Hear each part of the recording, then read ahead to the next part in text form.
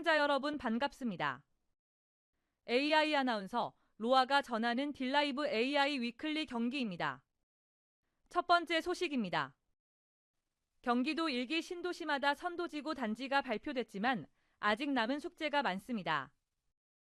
실제 개발이 진행되려면 사업성 확보가 핵심인데 고양 일산 지역의 경우 다른 일기 신도시보다 낮은 용적률이 관건입니다.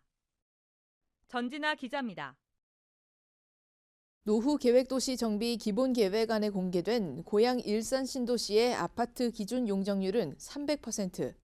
반면 분당을 비롯한 나머지 일기 신도시 모두 적게는 320%대에서 최대 350%까지 설정됐습니다.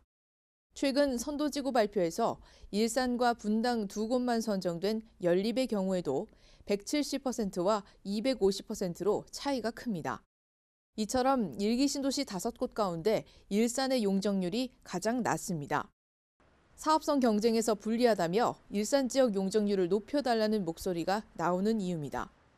낮은 용적률에 분양 수익이 줄어 주민이 낼 분담금이 많아지면 개발 반대 여론이 커져 사업 추진 자체가 어렵다는 겁니다. 3억이니 5억이니 내놓고 그냥 또 나가서 살려고 그러면 또 내가 전세 얻으려고 그러면 암만 못 있어도 2, 3억은 있어야 되지 않습니까? 5억이니 6억이니 갖고 있는 사람 과연 몇이나 될까? 하지만 고양시는 용적률 상향이 어렵다는 입장을 고수하고 있습니다. 개발 밀도를 더 올리면 상하수도 등 핵심 기반 시설이 인구 증가를 감당할 수 없고 쾌적한 주거 환경 확보가 힘들다는 겁니다. 이처럼 용적률 상향에 대한 주민과 지자체의 시각차가 뚜렷한 가운데 일산의 낮은 용적률 조건이 일기 신도시 개발 첫 타자인 선도지구 단지에 어떤 영향을 미칠지 주목됩니다. 딜라이브 뉴스 전진아입니다. 경기도는 4년 뒤면 65세 이상의 고령 인구가 전체의 20% 이상을 차지하는 초고령 사회에 접어들게 되는데요. AI와 인공지능을 활용한 노인 돌봄 서비스가 노인 복지 사각지대 해소를 위한 대안으로 떠올랐습니다. 경기도에서 처음으로 문을 연 포천의 AI 시니어 돌봄타운을 권석화 기자가 다녀왔습니다. 경기도의 가장 북쪽에 위치한 포천시 관인면. 주민 47%가 노인인 이곳에 AI 시니어 돌봄타운이 들어섰습니다. 실생활에서 많이 접하는 키오스크와 인지 능력과 신체 활동을 동시에 늘릴 수 있는 AR 스포츠 기기, 개인 디지털 요소를 결합한 스마트 터치 테이블 등 다양한 디지털 체험존이 마련돼 있습니다. 이곳을 이용하는 어르신들의 만족도는 최상입니다. 너무 재밌어요, 아주. 야, 여기 온다 그러면 아주 재미나서 애들 그냥 뛰어오잖아.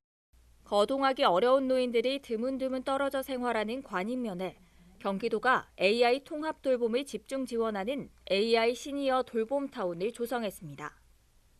단순한 노인 복지시설이 아니라 디지털 기술을 접목한 새로운 형태의 공간입니다. 어르신들께서 디지털 격차를 극복하고 새로운 삶의 활력을 되찾으시길 기대합니다. 앞으로 이곳이 지역 어르신들이 삶의 질을 높이는 디지털 복지 거점으로 성장해 나가기를. AI 사랑방에는 전담 매니저가 상주해 디지털 기기를 활용한 노인 여가 신체활동 프로그램을 운영하고 대학생 봉사단의 도움을 받아 어르신들에게 1:1 디지털 멘토링도 제공할 예정입니다. 일상생활에서 디지털 기기를 좀 더 쉽게 사용할 수 있고 또 친숙해질 수 있도록 항상 매니저가 상주하면서 도와드리고 있고 훗날 대학생 멘토링도 예정되어 있습니다. AI 시니어 돌봄타운이 노인들의 디지털 격차를 해소하고 세대 간 소통을 넓히는 관계 돌봄의 매개체가 되길 기대해봅니다. 딜라이브 뉴스 권석화입니다.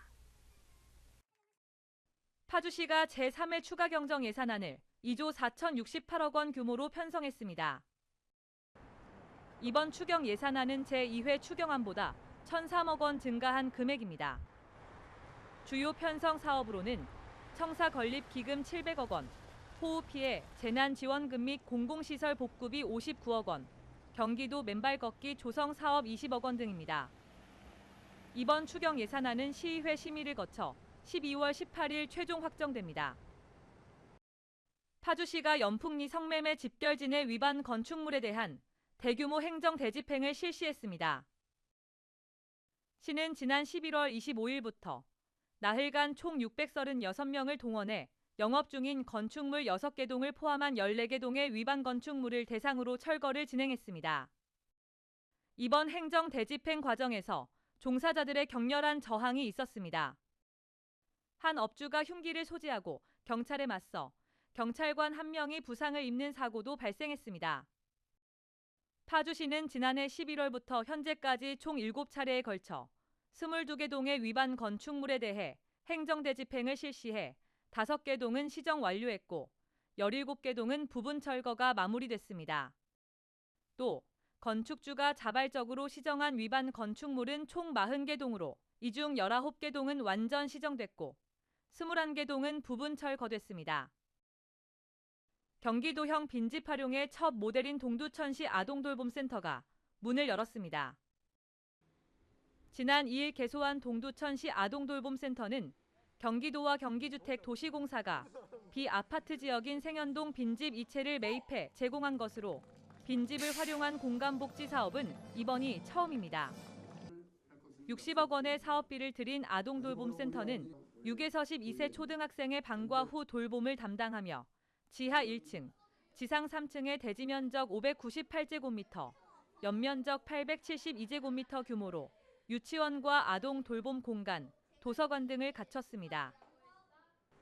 GH는 경기도 남부권역의 제2호 빈집 활용 공간복지 사업인 평택통합 공공임대주택도 이달 말 준공을 앞두고 있다고 덧붙였습니다. 이 시간 준비한 소식은 여기까지입니다. 딜라이브 AI 위클리 경기를 마칩니다. 시청해주신 여러분 고맙습니다.